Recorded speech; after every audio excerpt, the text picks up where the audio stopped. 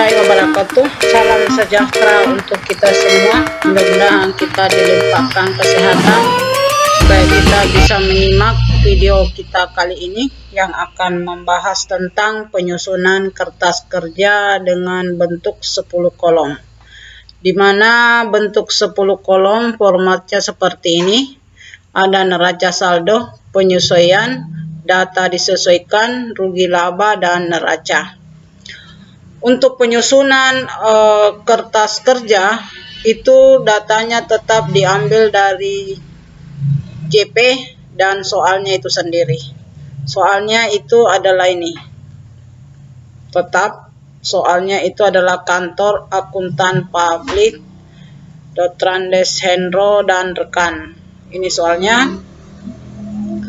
Kemudian langkah pertama yang pertama kita ambil untuk menyusun kertas kerja 10 kolom yaitu adalah ini neraca saldo. Ini nilai-nilai yang ada di dalam neraca saldo ini semua kita pindahkan, ini semua kita pindahkan beserta dengan jumlahnya, kita pindahkan ke kolom kertas kerja di bagian neraca saldo. Jadi kita tulis semua sini. Seharusnya itu kertas kerja ini semua kosong. Hanya untuk menghemat waktu, saya langsung pindahkan saja kertas kerja yang ada, neraca saldo yang ada di soal ini. Saya langsung pindahkan ke sini, ke kertas kerja. Setelah kita pindahkan neraca saldo yang ada di soal, kita pindahkan ke kertas kerja. Langkah kedua yang akan kita lakukan yaitu memindahkan JP, jurnal penyesuaian, ini ke kolom penyesuaian. Oke, untuk menghemat waktu kita langsung saja mengerjakan atau memindahkan JP ini ke kolom jurnal penyesuaian di bagian kertas kerja. Ini juga saya salah. Kita ubah di sini, sebenarnya di sini adalah kertas kerja bentuk 8 kolom. Jadi kalian ubah saja. Oke, kita mulai. Yang pertama itu kita lihat JP-nya itu adalah beban perlengkapan 75 di debit. Jadi kita pindahkan. Kita cari dulu beban perlengkapan. Kalau misalnya di sini beban perlengkapan tidak ada, baru kita tulis di bawah. Tempatnya di sini. Jadi karena di sini beban perlengkapan tidak ada, kita tulis beban perlengkapan. Kemudian itu di sisi debit sebesar tadi 75. Itu di bagian penyesuaian. Oke, kalau sudah kita lanjut lagi. Tadi sudah beban perlengkapan. Sekarang perlengkapan kantor 75 di sisi kredit. Kita pindahkan perlengkapan. Oke, karena ini perlengkapan, kita cari perlengkapan kantor, ternyata ada. Kalau ada di atas di sini, tak usah kita tulis di sini.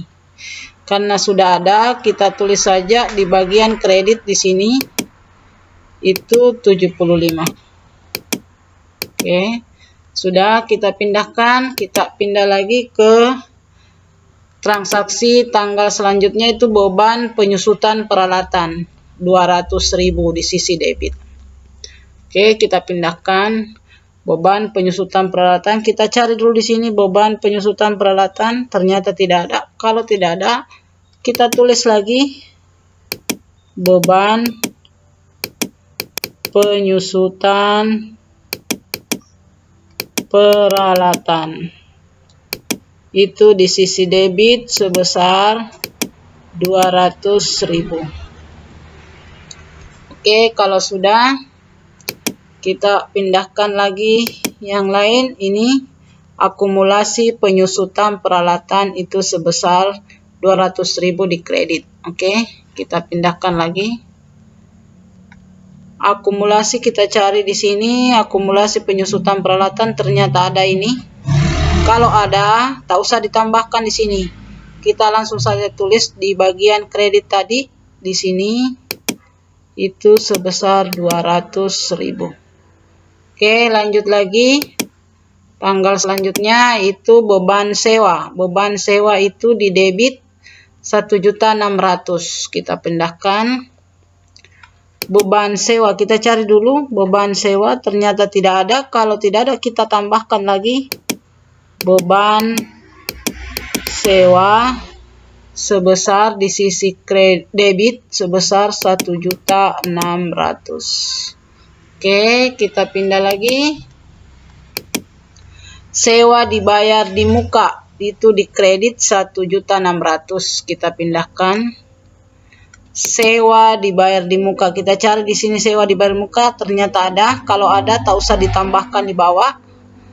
Di sisi kredit itu sebesar 1.600.000. Oke, sudah. Kita lanjut lagi.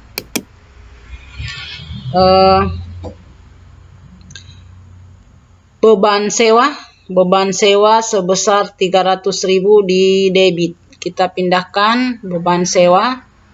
Apa tadi? Beban gaji. Maaf, salah. Beban gaji sebesar 300.000 di debit. Oke, kita pindahkan. Beban gaji ternyata ada. Ini ada. Kalau ada, tak usah ditulis di bawah. Langsung saja di sini di bagian debit sebesar 300.000. Oke, kalau sudah kita lanjutkan lagi. Pindahkan JP. Utang gaji di kredit sebesar 300.000. Kita pindahkan. Utang gaji cari, ternyata tidak ada, yang ada hanya utang usaha. Utang usaha dengan utang gaji itu berbeda nama akunnya. Jadi kita tulis di sini utang gaji karena di atas di sini tidak ada. Itu di sisi kredit sebesar 300.000. Oke, kita lanjutkan lagi ke tanggal selanjutnya, utang gaji. Kemudian piutang bunga. Kita pindahkan piutang bunga nilainya 75.000 di sisi debit. Oke. Kita cari dulu piutang bunga di sini. Yang ada piutang usaha, piutang bunga dengan piutang usaha itu berbeda nama akunnya. Jadi kita tambahkan di bawah karena tidak sama nama akunnya. Piutang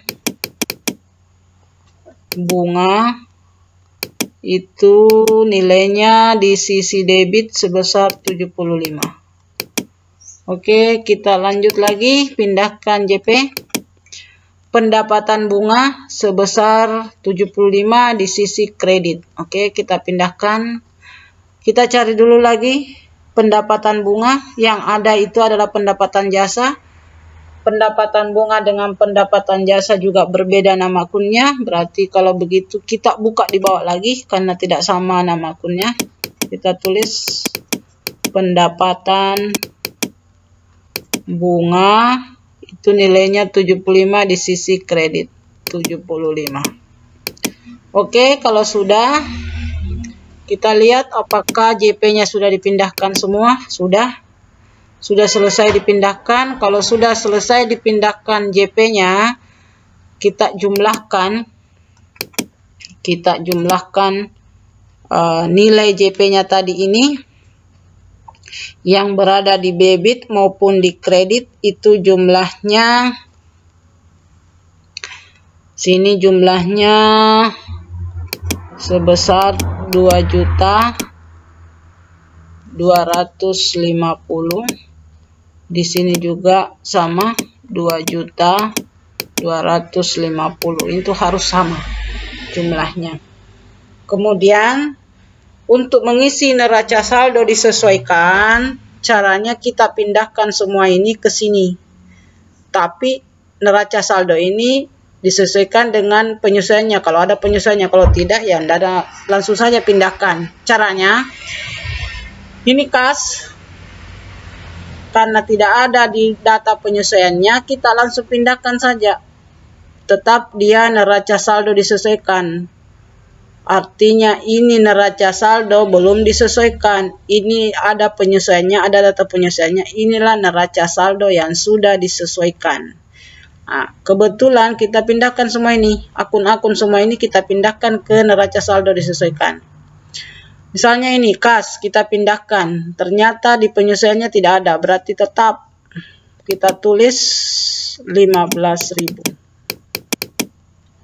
Kemudian piutang tidak ada penyesuaiannya, sama, tetap kita tulis 9 juta. Ini perlengkapan kantor, kemudian ada penyesuaiannya. Nah, ini tadi debit ketemu kredit, itu dicari selisihnya. Debit ketemu kredit, itu cari selisih. Kemudian sudah didapat selisihnya, ini 100.000 dengan 75, itu selisihnya 25. Nah, berarti selisihnya 25. 25 ini disimpan pada nilai tertinggi. Nilai tertingginya kan 100, ini 75. Berarti disimpan pada sisi debit. Di sini debit. Berarti 25. Oke, sewa dibayar di muka. Ada data penyesuaiannya. Dia debit ketemu kredit, cari selisihnya. Selisihnya itu sebesar 800.000. Ini 2.400.000 dengan 101.600.000, itu selisihnya itu 800. Berarti ini 800 disimpan karena debit ketemu kredit, berarti cari selisihnya, dan selisihnya itu disimpan pada nilai tertinggi. Nilai tertingginya kan di sisi debit, berarti kita simpan nilainya di debit 800.000. Peralatan kantor di penyesuaian tidak ada, ya langsung saja pindahkan di sisi debit 4 juta. Kemudian akumulasi penyusutan ada penyesuaiannya, berarti ini 40.000 di kredit, kemudian 200.000 di kredit, berarti kredit ketemu kredit itu dijumlah, baru disimpan di sisi kredit. Berarti 240, 40 tambah 200, berarti 240 disimpan di kredit. Berarti ini 240. Kemudian utang usaha tidak ada penyesuaiannya, jadi tetap kita simpan di sisi kredit 3.600.000. Kemudian modal tidak ada penyesuaiannya, tetap kita simpan 20.000 di kredit. Price tidak ada penyesuaiannya, tetap kita simpan di debit 200.000. Kemudian pendapatan jasa tidak ada penyesuaiannya, tetap kita simpan di kredit 8.260.000 karena dia di kredit. Kemudian beban gaji ada penyesuaiannya. Penyesuaiannya itu debit ketemu debit, berarti dijumlah 1.100.000 tambah 300, berarti 1.400.000 disimpan di debit 1.400.000. Beban listrik tidak ada data penyesuaiannya, tetap 75. Ini juga tidak ada data penyesuaiannya, tetap 25. Kemudian ini lagi beban perlengkapan, kita langsung pindahkan di bagian debit 75. Kemudian ini 200.000 kita langsung pindahkan saja. Kemudian ini beban sewa 1.600.000. Kemudian ini 300 di sisi kredit. Kemudian ini piutang bunga tetap di sisi debit 75. Kemudian pendapatan bunga 75. Kalau misalnya selesai semua kita buat neraca saldo setelah disesuaikan, kita jumlahkan semua ini. Jumlahnya sebentar di sini harus sama, harus imbang. Kapan kita jumlahkan neraca saldo setelah disesuaikan tidak seimbang, berarti periksa di bagian jurnal penyesuaian. Mungkin ada kesalahan di bagian menyusun jurnal penyesuaian. Oke, kita jumlahkan ini semua. Itu jumlahnya sebesar 32 juta 475. Setelah saya jumlahnya juga sama, seimbang 32.475.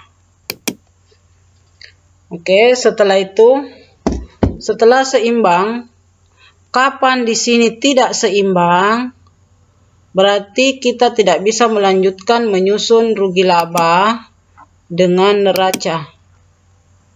Jadi ingat, kapan misalnya di sini tidak seimbang, di sini tidak sama jumlahnya, jangan melanjutkan menyusun rugi laba atau neraca. Tapi kalau sudah seimbang, silahkan lanjutkan. Tapi biasa juga terjadi seimbang di neraca saldo disesuaikan, jumlahnya di sini seimbang, tapi biasanya seimbang tapi salah. Jadi belum tentu di sini seimbang tapi sudah betul, belum tentu. Karena biasa juga seimbang tapi salah. Karena di sini sudah seimbang, jumlahnya sudah sama, kita lanjutkan ke rugi laba. Di sini sebelum kita lanjut ke sini rugi laba, akun apa saja yang masuk di sini? Itu saya sudah jelaskan bahwa akun yang masuk di sini di neraca itu adalah harta, utang, dan modal. Sedangkan di rugi laba itu adalah pendapatan dan beban. Berarti kita mulai dulu dari neraca, karena neraca di sini dimulai akunnya adalah kas. Jadi kita pindahkan. Jadi kita tak usah lagi melihat di neraca saldo, tapi kita lihat dari neraca saldo disesuaikan.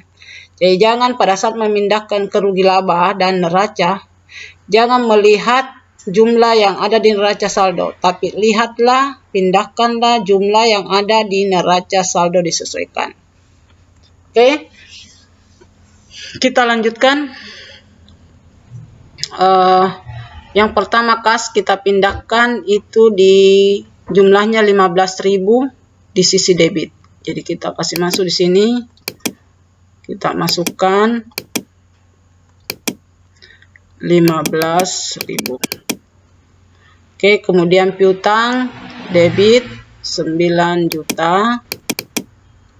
Kemudian ini perlengkapan kantor, ini kita pindahkan 25 di debit. Oke, ini sewa dibayar di muka 800, kita pindahkan di debit. Masih tetap di neraca. Kemudian peralatan kantor 4 juta masih tetap di neraca karena dia masuk harta. Kemudian akumulasi penyusutan peralatan masuk harta, itu di sisi kredit 240. Oke. Kemudian utang usaha itu masuk di neraca, itu di bagian kredit 3.600.000. Kemudian modal di bagian kredit 20.000. Kemudian ini price di bagian debit 200.000. Kemudian ini pendapatan jasa di bagian kredit 8.260.000. Kemudian ini beban gaji di bagian saya keenakan, minta maaf ada kesalahan sedikit. Di sini karena pendapatan ini masuk di rugi laba, berarti ini pendapatan kita masukkan di sisi kredit di bagian rugi laba 8.260.000. Karena pendapatan itu masuk di bagian rugi laba, karena tadi bahwa akun yang masuk di laporan rugi laba itu adalah pendapatan dan beban, makanya tadi ada kesalahan, saya masukkan di neraca padahal sebenarnya bukan. Oke, kita lanjut. Beban gaji itu masuk di rugi laba, ini di bagian debit 1.400.000. Kemudian ini beban listrik di rugi laba juga bagian debit 75. beban serba-serbi di rugi laba di bagian debit 25. Kemudian beban perlengkapan di bagian debit 75. Kemudian beban penyusutan di bagian debit 200, tetap masih di rugi laba. Beban sewa 1.600.000, tetap di bagian rugi laba di bagian kredit. Utang gaji ini di bagian kredit karena dia utang berarti masuk di neraca di bagian kredit 300. Kemudian ini piutang, ini juga piutang masuk di neraca di bagian kredit 75. Kemudian ini pendapatan bunga masuk di rugi laba karena dia pendapatan di bagian kredit di sini. Oke, kalau sudah selesai semua kita pindahkan, kita jumlahkan. Kita jumlahkan ini jumlah di rugi laba di bagian debit itu setelah saya jumlah itu jumlahnya 3.375, sedangkan di bagian kreditnya itu jumlahnya 8.335. Kemudian jumlahnya di neraca di bagian debit itu 29.100.000. Kemudian di bagian kreditnya itu 24.140.000. Karena lebih tinggi ini kredit, berarti kita langsung jumlahkan saja 8.335. Di sini juga 8 juta harus sama 335. Karena lebih tinggi di bagian ini neraca berarti 29.100.000, di sini juga 29.100.000. Oke. Karena lebih tinggi kredit dibanding debit berarti sudah dipastikan dia laba. Kalau lebih tinggi debit dibanding kredit berarti dia rugi. Tapi karena ini kredit yang lebih tinggi dibanding debit berarti dia laba. Nah, kalau dia sudah laba, kita cari labanya berapa. Caranya mencari, kita cari selisihnya antara debit dengan kredit. Berapa selisihnya jumlah ini debit dengan kredit. Itu selisihnya. Selisih antara 3.375 dengan 8.335 itu sebesar 4.960. Nah, di mana disimpan? Kita simpan di sini. Di sini supaya ini 3.375 ditambah ini itu harus dapat 8.335. Setelah kita dapat selisihnya, ini selisihnya langsung kita pindahkan ke sini. Sini 4.960. Ini kalau kita jumlah itu sama. Ini. Kalau kita jumlahkan ini dengan ini itu jumlahnya sama. Harus sama juga ini. Nah.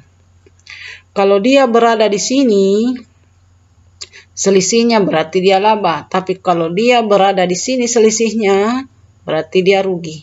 Di sini kosong, di sini terisi selisihnya, di sini terisi selisihnya, di sini kosong berarti dia rugi.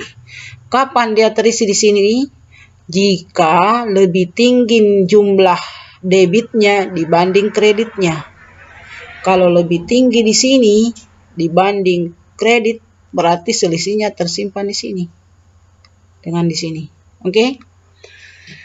Maka di sini nanti kalau selisihnya lebih tinggi debit dengan kredit berarti selisihnya di sini kita simpan, berarti di sini dia rugi. Tapi kebetulan di soal ini dia laba, berarti selisihnya kita simpan di sini. Oke? Untuk melihat secara jelas apa yang kita bahas kali ini, yaitu tentang penyusunan kertas kerja 10 kolom. Kita bisa lihat di sini secara jelas.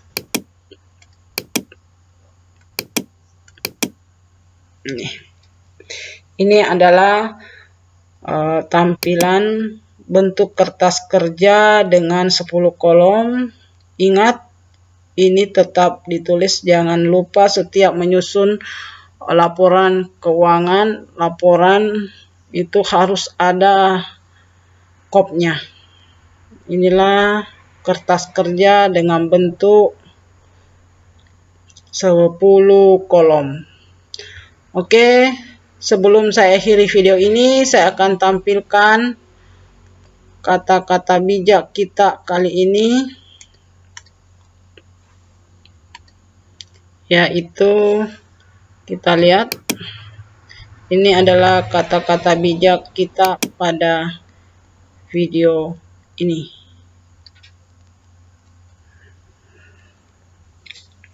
Oke, sampai di sini video kali ini. Minggu depan atau pada pertemuan berikutnya kita akan bertemu kembali pada video-video berikutnya. Assalamualaikum warahmatullahi wabarakatuh.